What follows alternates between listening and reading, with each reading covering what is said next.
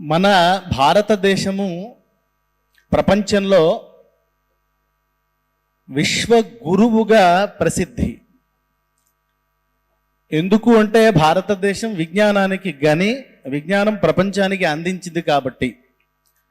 అంటే భారతదేశం విజ్ఞానాన్ని మాత్రమే అందించిందా, ఐశ్వర్యం సృష్టించలేదా అంటే ఒక 1800 సంవత్సరాల పాటు లెక్క తీస్తే ప్రపంచపు జీడిపిలో 42% భారతదేశందే. అంటే భారతదేశమే సుసంపన్నమైన దేశం ప్రపంచంలో. కానీ భారతదేశాన్ని జ్ఞానభూమిగానే గుర్తించాం.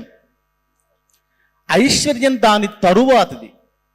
భారతదేశంలో పరాక్రమాన్ని కూడా జ్ఞానము కన్నా చిన్నదిగా, ఐశ్వర్యాన్ని పరాక్రమంగా చిన్నదిగానే చూసాం. మనకి ఎవరెవరు ఆదర్శ పురుషులు అని మనం చూస్తామో వాళ్ళందరూ కూడా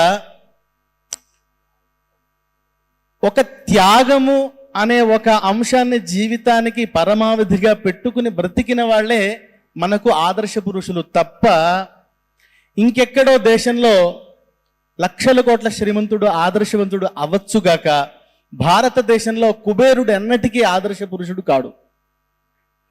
రాముడే ఆదర్శ పురుషుడు. ఎందుకు రాముడు ఆదర్శ పురుషుడు అంటే శ్రీ మహావిష్ణువు యొక్క అవతారం కాబట్టి కాదు. ఆయన మానవుడై మనిషి ఎలా బ్రతకాలో వేదము ఎలా చెప్పిందో అలా బ్రతికి చూపించి మనకి ఒక కరదీపికగా ఉండటం వల్ల మనకి ఆదర్శం. ఒక హనుమంతుడు మనకి బలవంతుడు కాబట్టి ఆదర్శం కాదు. ఒక రాజకుమారుడై రాజ్యాన్ని వదిలి గురువుకిచ్చిన మాటకి సేవ చేసినటువంటి వాడు కాబట్టి ఆదర్శం. మనకి వ్యాస భగవానుడు జ్ఞానముతో ప్రపంచాన్ని మొత్తాన్ని పునీతం చేసినందుకు ఆదర్శం. అట్లా భారతదేశము జ్ఞానమునకు ప్రతీక, అందువల్ల విశ్వ గురువు. ఇంతటి మహోజ్వలమైన చరిత్ర ఇంకా ఏదైనా దేశానికి ఉన్నదా ఈ ప్రపంచంలో? మాట్లాడితే అసలు లేదు. అంతటి మహోజ్వలమైన చరిత్ర కలిగిన, ప్రపంచం మొత్తం ఏ రంగంలో చూసినా ఆ రంగంలో తలమానికమైన ఉదాహరణలు కలిగిన భారతదేశం. గొప్ప రాజెవరు? రాముడే. శ్రీకృష్ణ పరమాత్మను మించిన ఫిలాసఫర్ ఉన్నాడా ప్రపంచంలో? లాంటి అన్ని రంగాలలో ఒక ఉదాహరణ రూపంలో తీసుకోదగ్గ వ్యక్తులు భారతదేశం నుండే ఉన్నారు. అంతటి ఉజ్వలమైన పరంపర కలిగిన మనం ఈరోజు మన ఉనికి కోసం ఎందుకు ఇంత అగచాట్లు పడుతున్నాం? ఇందాక వేదిక ప్రారంభానికి ముందు ఒక తల్లి లవ్ జిహాద్కి సంబంధించిన కేసుల గురించి మాట్లాడుతూ ఉంటే ఎంత దయనీయ స్థితిలో మన కళ్ళ ముందు మనతో మన బలహీనతల్ని ఆసరా చేసుకుని ఎంత ఆడుకుంటున్నారు కదా. అంతటి ధైర్యం వాళ్ళకి ఎక్కడి నుంచి వచ్చింది? మనం చేతగాని వాళ్ళలాగా ఎందుకు ఉండిపోతున్నాం? లాంటి ప్రశ్నలు మనం ఒక్కసారి వేసుకుంటే మనకి సమాధానాలు చాలా సులభంగా దొరుకుతాయి. 100 సంవత్సరాల క్రితం వ్యక్తి నిర్మాణం అనే ఒక పని మొదలుపెట్టి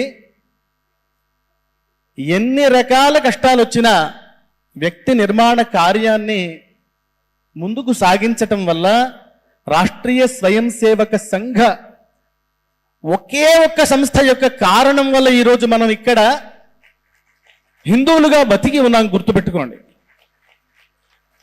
ఈ వేదిక నాకు 32 సంవత్సరాల నుండి పరిచయం. 32 సంవత్సరాలుగా ఇక్కడికి నేను రావటం, ఇక్కడ నేను ఏదో ఒకటి నేర్చుకుని వెళ్ళటం నాకు 1994 నుండి 95లో సంఘ శిక్షావర్గ జరిగింది. ఇక్కడ ఘోష్ వర్గ జరిగింది. పరమ పూజనీయ సరసంఘజాలకు రజ్జుభయ్య అప్పుడు ఇక్కడికి వచ్చారు. అట్లా మొన్నటి వరకు ఘోష్ వర్గకి నేను ఇక్కడికి వస్తున్నాను. ఇక్కడి నుండి అనేక ప్రేరణాత్మకమైన విషయాలు తెలుసుకుని వెళ్ళి పెరిగాను నేను. ఆ సంఘ పరంపర చూడండి.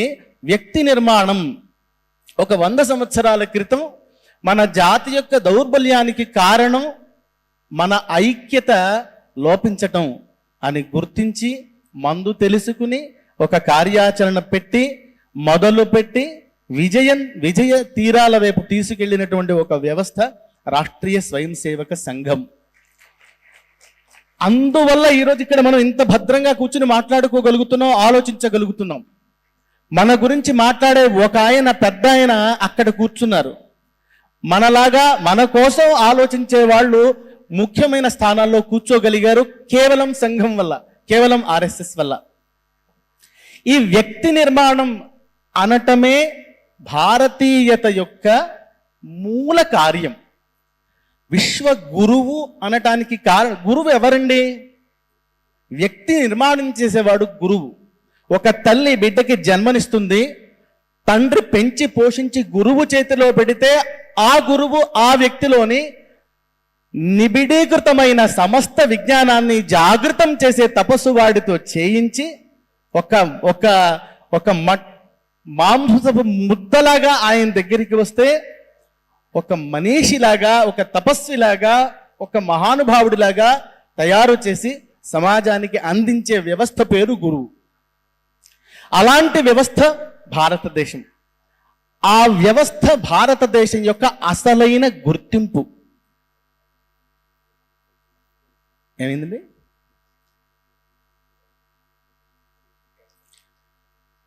అలాంటి వ్యవస్థ, అలాంటి ప్రయత్నం మళ్ళీ భారతదేశం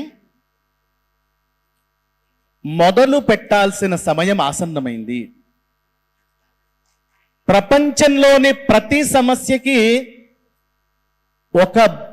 ఏదో ఒక మస్తిష్కం కారణం. ఎవడిదో ఒకటి బుర్రలో పుట్టిన దిక్కుమాలిన ఆలోచన యొక్క పర్యవసానమే ఒక సమస్య. అలాంటి బుర్రలు సనాతన మార్గంలో పెంచకపోవటం వల్లనే అనే సత్యాన్ని మనం తెలుసుకుని మనదైన విద్యా విధానంలో ప్రపంచపు భావి తరాలని తయారు చేయటం అనే ఒక మహాకార్యాన్ని మనందరం తలకెత్తుకోవాలి.